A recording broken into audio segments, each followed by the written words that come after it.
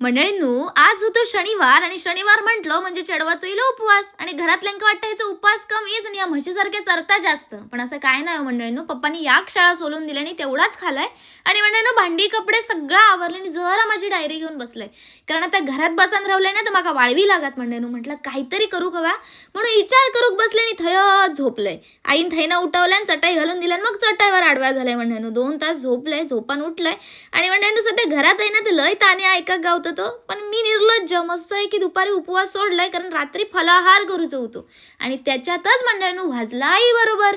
तर मंडळींनो घरात सगळ्यांका तोंड वर करून सांगितलंय की ह्या 1 वर्ष फक्त शितल्याक देवा. जर ह्या 1 वर्षात शितल्या काय करू शकला नाही ना तर गप पुढच्या वर्षी शुभमंगल सावधान लावून देवा. पण मंडळींनो ह्याच्या आधी कधी शितल्याक ह्यांनी सिरियसली घेतल्याने नाही तर आता काय घेतले त्यांना काय फरकच पडत नाही. त्यांचं म्हणणं काय हातपाय हलवीत नाहीस का काय करीत नाहीस तुझ्यान काय होणार नाही. आणि सगळ्यात आधी तर व्यवसाय करूचा खूळ डोक्यातनं काढून टाक आणि गप परीक्षेवर लक्ष दे. पण मंडळींनो सध्या माझं लक्ष कशातच लागत नाही मंडळींनो. त्याका करशाल काय अख्खी संध्याकाळ निस्ती वादरान घालवलंय मंडळींनो आणि तोंडार असा काय खापार वतलेला ना कारण की त्या तर माझा कोण घरात ऐकत नाही. तर मंडळींनो त्या सगळ्या जाऊन दे, तुम्ही माझं ऐका मी तुमचं ऐकताय. तर आज उपवास होतो आणि त्याच्यासाठी मी बनवत होते शाबू वडे. तर युट्यूब बाबाकडनं विचारून जा काय करूचं तर सगळं करून घेतलंय.